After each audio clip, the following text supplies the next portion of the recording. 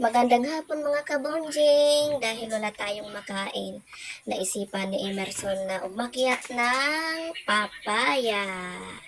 Ayan, nakapagkuha na siya ng isa at iniabot sa akin. Hindi nyo alam mga kabonjing, nangangawit na siya dyan. Pero nakangiti pa din. At dahil walang makain, nagtsatsaga siyang manguha ng papayang hinog. Naisipan niyang lagyan daw ng gatas. Ayan, nakasilip pa. Kuha na lait. Pati hilaw, kinuha na. Mukhang mabibitin yata sa snack. Ayun, at bumaba na siya. Masyadong mataas yung puro ng papaya. Nagpapugi pa. At ang dalawa, baby, kumikimbot-kimbot habang naglalakad. Samantalang, ang aming tatay, busy sa pagtatrabaho. Hindi niya alam na binibidyohan ko siya.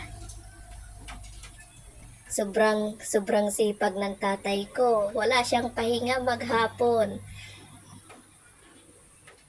Ayan, sobrang seryoso sa kanyang ginagawa. Ayaw niya ng ginugulo, kaya layo-layo lang tayo sa kanya. At nakatingin pa.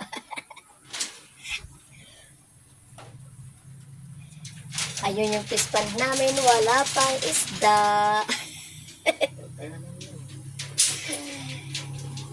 Pero maganda yung paligid dahil green na green ang kulay, may mga tanim sa paligid. Ayan po.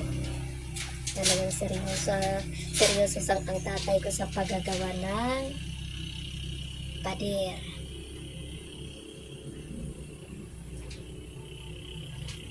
Ayaw kong guluhin baka pagalitan tayo. Seryoso kahit napagod na siya, wala pa din siyang pahinga.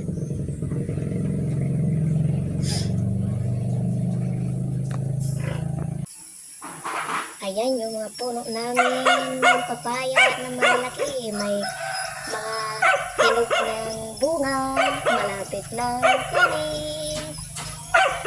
Sino ang may gusto dyan? Pasensya na, hindi kayo makakatikim. Samantalang, nasa labas ang aming mga alagang manok at alagang bibi. Kumakain sila ng mga damo-damo sa paligid. Ganyan ang free range. Organic ang kinakain. Minsan po ay nagkakatay din tayo para naman mabawi yung ipinapakain sa mga manok. Medyo maulan po dito. Ito naman po ay ibang variety ng papaya. Yan.